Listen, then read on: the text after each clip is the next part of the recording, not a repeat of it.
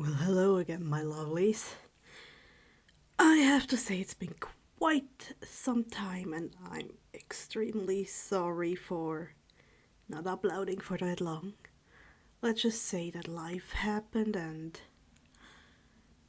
after the surgery, my mic broke, and I had to wait until I had enough funds to get a new microphone, and now. And then we had to move houses because everything was so much more expensive, and let's just say I am in a temporary living situation right now, so maybe you'll hear background noises, especially with the dogs. This house has quite the thinner walls than before. Also, I am part of 4 D&D campaigns now, and I'm writing my own homebrew D&D, so it's a lot. But I'm back, I hope. Also, my mic broke right when I was, what is it called? Recording my 1000 subscriber special, which, mind blown, really.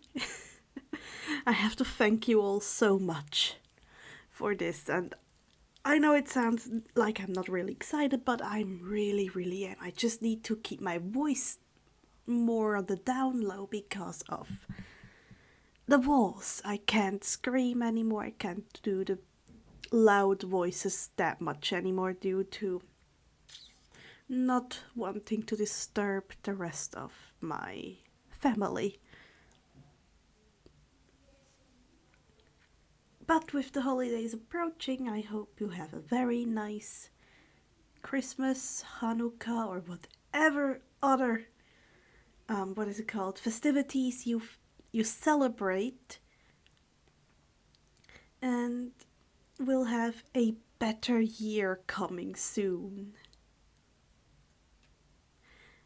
Now, with further ado, let's start with the next chapter of Ignore the Dementor by NinjaPandaScholar. We are on chapter 13, A Very Dementor Christmas.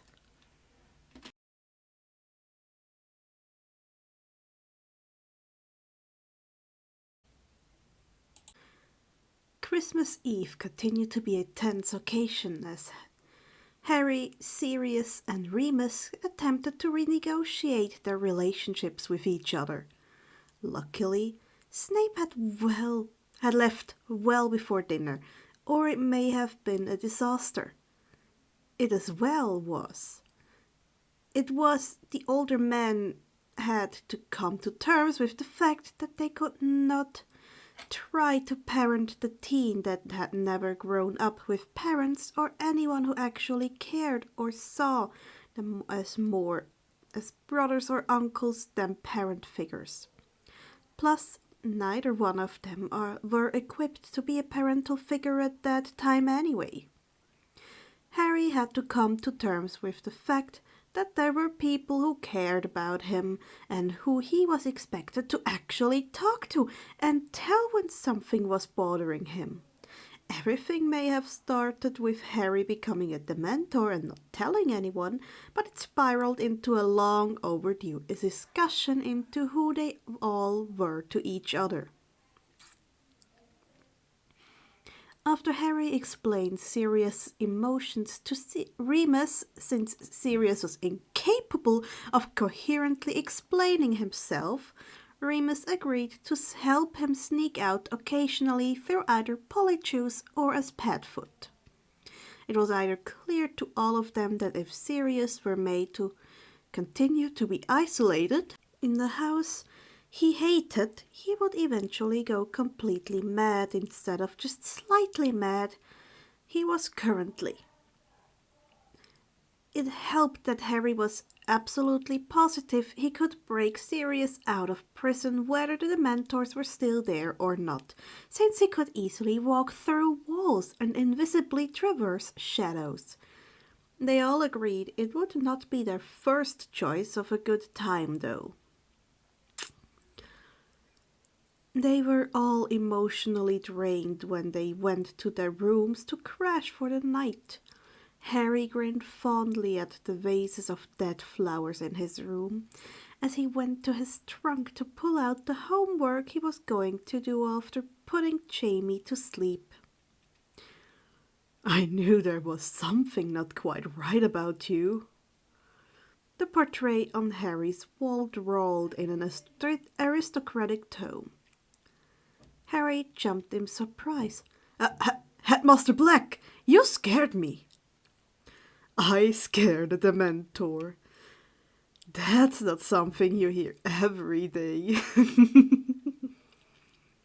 Phineas Nigelius Black smirked from his frame. Please, you must have been in Dumbledore's office when we found out. It's not like this is new information to you. Harry raised an eyebrow as he organized his textbooks on the desk Creature had set up in the room when he had removed Ron's extra bed. True. I do love a good told you so moment, though. It's exceptionally cathartic. Headmaster Black laughed. I find I'm less confused about you now, and also more so as well.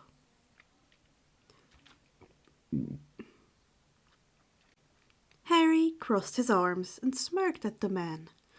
Oh, really? You can't figure me out? A teenager Dementor? There's so many of us in the world, though. The portrait rested his chin on a hand and sat more comfortably in the armchair in his painting. Sarcasm does not become you, young man. As I was saying, you are woefully predictable as a creature and Gryffindor, but I am, of course, at your willingness to forgive the Slytherin head of house. I admit I only know what I've heard from watching you over the paintings here, but since there is a painting in the attic and I have this one in your room, I feel that I've heard quite enough. Harry rubbed the back of his neck tiredly.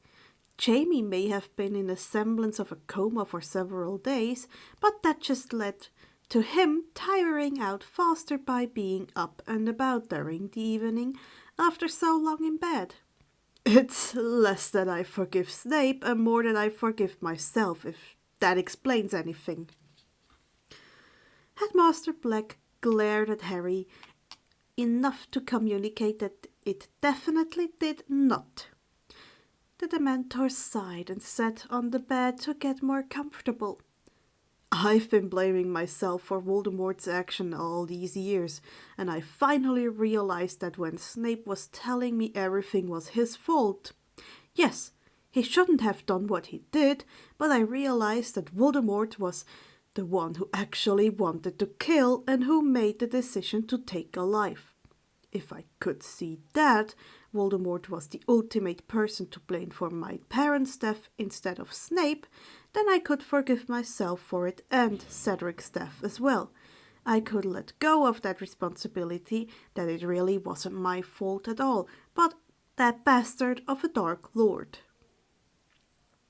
That seems very Hufflepuff of you. The portrait smirked. Yes, well, I still don't like Snape and still think he's a bastard himself, but he's also saved my life several times and is suffering to bring us information that can take down Voldemort. I think I can get past my feelings for the common goal of taking down that abomination of a man, Harry said vehemently. Phineas Nigelius slowly nodded, and an evil smile turned up the corners of his painted mouth. I take it back, he said. You really should have been in my house.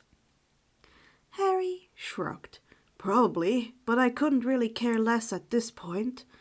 House rivalry is childish when the rights of magical creatures are being taken away and when a demon is trying to take over the world. School in general pales in comparison.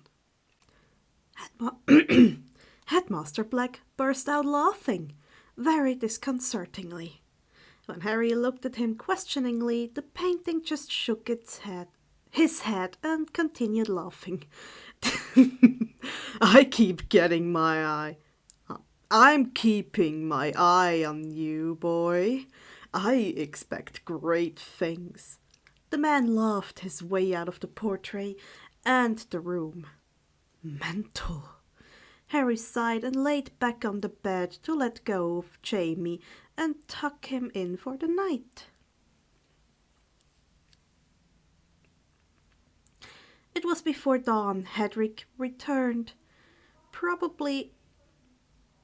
Returned was probably not the best word, as Harry was reasonably sure she'd never left, but taking out her anger on small rodents in the neighborhood. Thankfully, she had waited until Harry was separate from Jamie before trying to peck a hole in his skeletal hand. I left you treats! Harry exclaimed as the sharp beak dug into his hand. As a Dementor, she couldn't break the skin, but that didn't mean it didn't hurt. You could have come and joined me, you know, he glared at her. The Azkaban owl wasn't nearly as smart as you. Hedwig huffed and preened, obviously agreeing. She then turned a death glare on him, though. Yes, I know you like Luna and Dobby and don't want to leave, but it seemed like a good idea at the time. Harry replied to the glare, I'm sorry, I wasn't thinking straight. Hedwig looked warningly down, her beak at him. Her yellow eyes narrowed. I promise to never do it again. I'll tell you first before I go anywhere, Harry promised solemnly. The owl gave a short nod of her head before nuzzling into Harry's tattered robes. I love you too, he smiled at her, scratched her feathers. Happy Christmas, love. Christmas morning saw Harry cooking breakfast in the kitchen for everyone.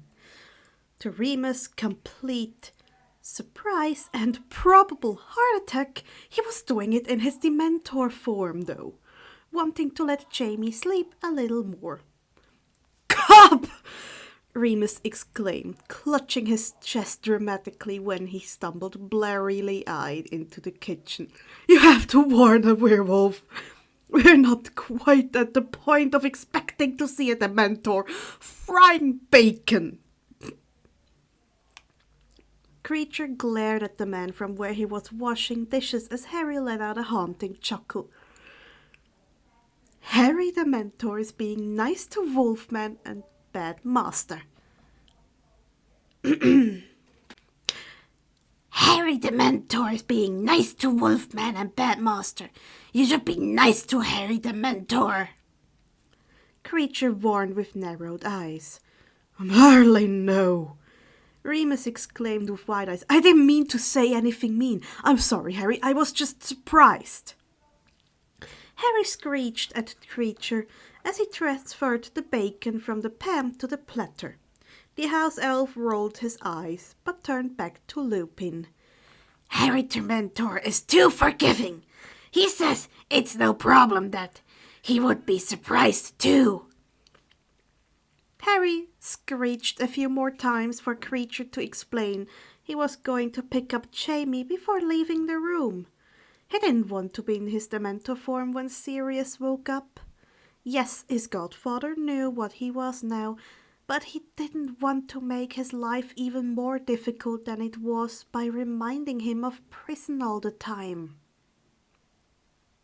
Harry picked up Jamie just in time as Sirius bounded down the stairs right after he returned to the kitchen. Presents! He exclaimed as he passed a poorly wrapped parcel off to Harry. Happy Christmas, Happy Christmas, Padfoot! Harry smiled at his godfather as he accepted the present. I'm sorry I couldn't go out and shop, but at least this will be useful. Sirius grinned excitedly as Harry struggled to remove the paper that was more tape than paper. You found them! The teen exclaimed as he removed a mirror from the paper finally. This is the communication mirror you told me about, right? Yep. We can talk all the time now, Sirius exclaimed before loading his plate with breakfast that Harry cooked. Did you cook this pup or creature?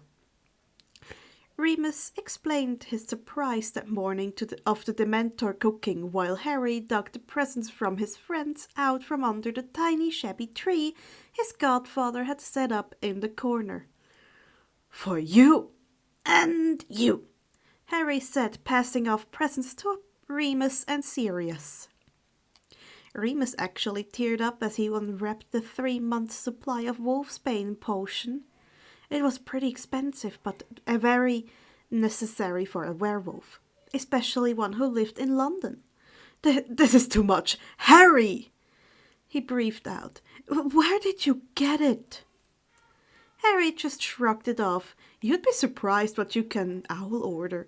Besides, I'd rather spend my money on people I care for than sweets or Quidditch supplies, especially since sweets have no taste anymore, and I can fly without a broom. Remus laughed and pulled the teen into a hug. Thank you. Thank you, Dan. I really appreciate it. Yeah, this is awesome too, Harry exclaimed when he realized that his present from Remus was all of his lessons plan for every class. Harry exclaimed when he realized that his present from Remus was all of his lesson plans for every class he taught. Dada 2 years before. This is going to help so much with the club. Harry dug through the rest of his presents to find another Weasley jumper in green again, warmer Quidditch gloves from Ron since he was always cold now, and a scarf from Hermione and jewelry cleaner to keep his necklace and bracelet shining. His heart was warmed that they knew him so well to give him gifts that he really needed, even though they didn't know he was a Dementor. However, everyone got a kick out of the present from Luna, which happened to be an entire box from different scented lip balms. Oh man, I just love that fairy. Sirius laughed as he opened a tube of chocolate-scented lip balm to smell it. Of course the Dementor needs a huge box of lip balm. Yeah. The other Dementors in Azkaban stole the stash I had on me when I visited. Harry chuckled. I was running low. What did you end up getting her? It had better be something good. She did fly all the way here to give you a kick in the bum, Remus asked with an unapologetic grin. Harry grinned happily, thankful he'd actually put some thought into Luna's gift. She and her dad are really into cryptozoology, though I suspect most of the things that sound mythical are actually real, since she's a fairy and can see magic and all. Harry explained, I figured if they're going to go off on a safari and camp out during the summers, they should go in style. I sprung for a wizard's tent for her and her dad. Wow, that's a good gift. Remus looked at the teen in surprise, since those tents were very expensive, but the gift also showed a lot of thought into her interests. You really like this girl, don't you? Sirius asked, actually looking thoughtful for once. Harry grinned and nodded at his godfather, blushing the whole time. Yeah, Padfoot, I think I do. I think Jamie would too. Even though he doesn't have a soul, he added at the end. Jamie? Sirius cocked his head questioningly. Harry pointed to his chest. The Harry suit, he clarified. Ah, the animagus nodded and put an arm around Harry. I didn't know it had a name. Jamie seems like a nice name, though. You speak about your body like it's someone else, Remus questioned as he considered the discussion. Harry shrugged in discomfort. It is, and it isn't. Jamie can't live without me and is part of me. However, he doesn't feel like me anymore either. It's easier to think about Jamie like I do Hedwig, more like a pet. You live a strange life, pup. Sirius shook his head in amusement. You call your animagus form Padfoot, Harry raised an eyebrow, and Remus wolf form Moony. How is this different? Huh. Remus said simply as he and Sirius looked at each other. I guess it isn't that different. Harry looked at the sad tree in the cat. Did you just... Are you alright? You fell down. The cat is fine. Where were we? Harry looked at the sad tree in the corner. All right, I know it's my fault since I ran off, but we really need to decorate better before the order comes for brunch tomorrow. You point and I'll cast. Sirius jumped up and pulled out the wand. And now they're causing chaos. I'll throw them out real quick. You point and I'll cast. Sirius jumped up and pulled out the wand of the wand the order had found for him to use. We need to add a ton of mistletoe though. My cousin will... Hey! Very sorry about that. I thought that they'd be less chaos-inducing if they could go outside the room. There. We need to add a ton of mistletoe though. My cousin will be here and Moony has a bit of a crush. Remus turned bright red and coughed into his hand. Why, Remy, you and Tonks do share. Harry grinned at the werewolf widely and crossed his arms, settling in for a full day of jokes and decoration.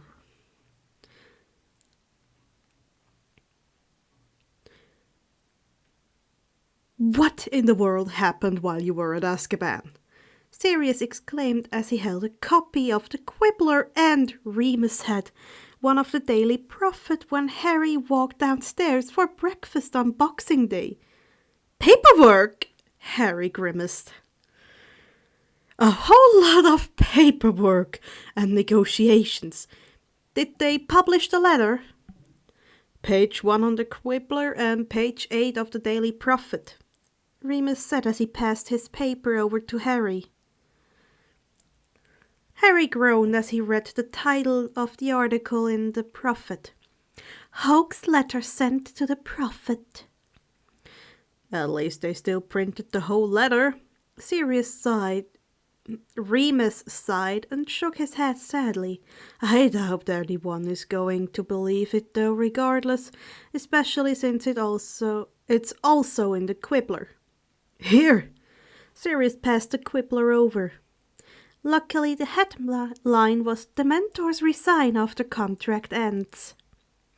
Both papers printed the entirety of Harry's letter, and he smiled to see it in print. It read, To whom it may concern, we, the Dementors of Azkaban, we hereby inform the magical community of Britain of our acceptance of a new contract. As our contract with the British Ministry of Magic ended almost a decade ago, and the Ministry has yet to renegotiate a new one. We offer this as our letter of resignation, and hereby inform the public of our intentions to leave the prison on January 3rd of the new year. We have had many offers of employment over the years, even a recent one from the newly reborn Dark Lord. We considered the Dark Lord's offer, but have determined his goals do not align with ours. We have accepted the contract offered by the Ministry of the Caribbean Magical Community. We strongly recommend new guards to be assigned to Azkaban prison by no later than 8 a.m. on January 3rd. When we will be leaving. We have appreciated our time as your guards and wish you the best of luck. The Council of the Autonomous Nation of Dementors. I had to make sure and work in Voldemort's return into the letter. Harry grinned at the both of them. They did actually really consider joining him until they realized that they'd only get bland-tasting souls in his employ. So they're really leaving? Sirius grinned in relieved glee. Yeah, I think they're going to love the Caribbean too. Harry patted his godfather on the hand, knowing it was a miracle he was able to accept his godson with his fear of the Dementors in general. They were all very excited. I really hope the ministry takes them seriously. I can't believe the prophet is saying the letter is a hoax. We also sent the letter directly to the ministry. They only need to open their email and read it to know it's not a hoax. It'll be a disaster if the prison is left unguarded. Remus looked skeptical that they would actually believe the letter. We should probably talk to Albus when he stops by later about this, he suggested. There's some nasty Death Eaters there that we really don't want to get out. Sirius shivered. Bella was just down the hall from me. I really don't want to see her without stone walls and bars between us. She was unbearable, even with stone and Dementors between us.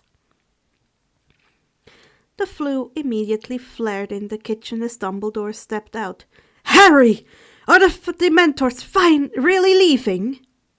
He exclaimed, holding his own copy of the Quibbler in his hand. Harry sighed and stood, pulling a seat out of for the headmaster.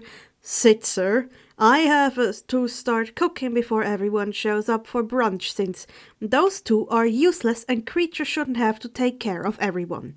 We can talk while I cook. Excellent, my boy. The headmaster smiled at him indulgently. Oh, before we get into that... Dumbledore pulled out a squishy package from out of an enlarged pocket in his robes. Harry raised a questioning eyebrow, since he didn't normally get gifts from the headmaster, but he opened it anyways, and his brain short-circuited as he realized what he was looking at. Taking a deep breath, he hugged the elderly man, who chuckled and patted him on the back. Thank you so much, sir. You appreciated them more than I did. Dumbledore smiled at his student. I shrunk them down a bit for you. Harry pulled out the shiny star robes from the package and immediately put his arms through the sleeves. He did a quick spin in the kitchen and stared at the light caught on the silver in the stars. I've never had something this pretty. Sirius and Remus both groaned, while Creature stared at him in horror. Creature thinks something is very wrong with his friends, Harry Dementor, he commented as Dumbledore laughed and the other two men vehemently agreed.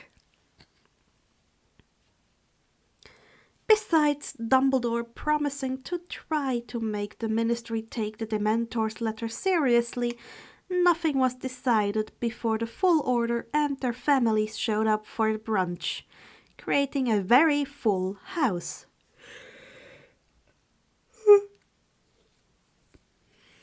As promised, there was quite a bit of mistletoe lurking throughout the house.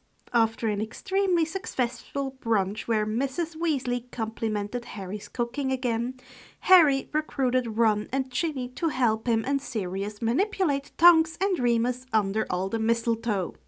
They were successful about 5 times, but it was only the last time that Honks even noticed the mistletoe, which led to her immediately snuck the living daylights out of the werewolf. Remus looked slightly drunk for the rest of the night. Everyone commented on Harry's new robes, mainly by giving him strange looks and noting that they must have been a gift from the headmaster. Ron just shook his head and commented that Harry should probably get a pair for Jamie as well as Pineapple, just to get his point across.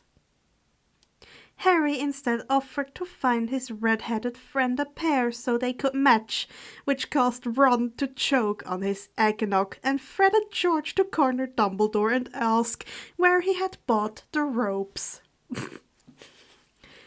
As everyone trickled out through the flue or the front door to apparate away, Dumbledore pulled Harry aside to give him an update. "Harry, I haven't been able to get Umbridge out of the school yet." The man sighed as he sat down with Dementor in the sitting room, while Sirius and Remus were left to help Creature clean the kitchen. Harry nodded, having expected this. It was too much to hope that she'd be gone by the new term. I figured, sir. I'll ask Hermione to help me brew some more essence of Murtlap, I guess." Dumbledore shook his head sadly. "No, my boy, I promise you she won't be able to bring another blood quill into the school. I had to get help from the house elves." Dumbledore winced. "Rather, Winky insists that they help. Anyway, they put up a new ward that specifically won't allow dark artifacts to come into the castle. It's actually an extension of the post wards we have that keep the artifacts from coming in with the mail. Apparently the elves are powerful enough to extend it completely around the castle. I had no idea." Dumbledore said, obviously impressed. "Regardless, I'm put on notice that the woman has to go, and soon. Winky insists." Harry shrugged with a sigh. "I'm sure Umbridge will find something else." "I'm not giving up, Harry," the headmaster assured him. "Just because the ministry isn't listening to me right now doesn't mean all is lost. I know you've had a terrible year with everything that's happened. You've lived through more than enough than anyone should in your short life. I promise I'm not going to abandon you." Harry picked at the stars on his robes. Sir, yes, thank you." Dumbledore patted his hand and stood to go. "Have a good rest of your holiday, Harry. We'll handle the new year in the new year." "Of course, sir." Harry was sitting at the breakfast table when Sirius and Remus the morning he was to head back to Hogwarts on January 4th. The kitchen was deathly quiet as they all stared into space, trapped in their own horrified thoughts. "King and Athena are going to freak out," Harry finally breathed out. "Drake will probably try to run off to kill someone. I hope they stop him." The older man looked at him questioningly. Dementor names don't translate to English. He shrugged with an explanation. Sirius ran a hand down his face. "Am I being too dramatic if I say this is officially the end of the world?" he asked in all seriousness. Remus picked up the paper again that had in bold letters across the font, "Mass breakout from Azkaban." "I'm not so sure you are, Badfoot." He shook his head slowly. "Headmaster Black was explaining to me the advantages of a good I told you so moment, but it just doesn't seem adequate right now." Harry closed his eyes and put his head in his hands. "Stop talking to the portraits in this house," Sirius said with no feeling. "Cup, Remus leaned in and looked at Harry with a dark, feral look in his eyes. If Bellatrix Lestrange comes after you, you take her soul. You hear me out? Don't question it. Don't think it's unethical. Just do it. You don't want to know what she did to Neville Longbottom's parents. She's insane, and worse now that she's been in Azkaban for years. Sirius nodded sharply. Yeah, Harry, Voldemort too. You end up in a bad situation and you be a Dementor, not my Pronkslet. Do you think any of them can cast the Patronus charm? He asked in curiosity. He'd thought about it a lot where Voldemort was concerned. Frankly, he didn't know where to find the monster if he could. And he couldn't cast a charm to repel a Dementor. Harry wondered if he could end it at all. Sirius shook his head. Not Bella, not after years in Azkaban. Voldemort, I don't know. Promise us you won't go after them, Harry. Remus took the Dementor's hand in his head. Just because we don't know what can hurt a Dementor doesn't mean there isn't anything. There is so much dark magic that Voldemort knows, and we don't. Plus, you have to keep Jamie safe. Don't go looking for them. Moony. Harry patted his dog father's hand in sympathy. That's the problem. I don't go looking for trouble. It just always finds me. Sirius groaned in frustration. Maybe the Caribbean with all the other Dementors was a good idea.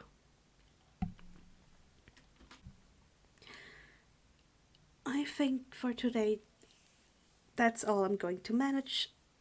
This fic has very long chapters, and I have to admit, I think one chapter is easier to manage for a longer time than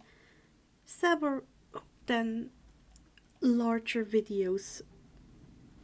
Oh damn, that's a storm. Anyway, I really hope you enjoyed it.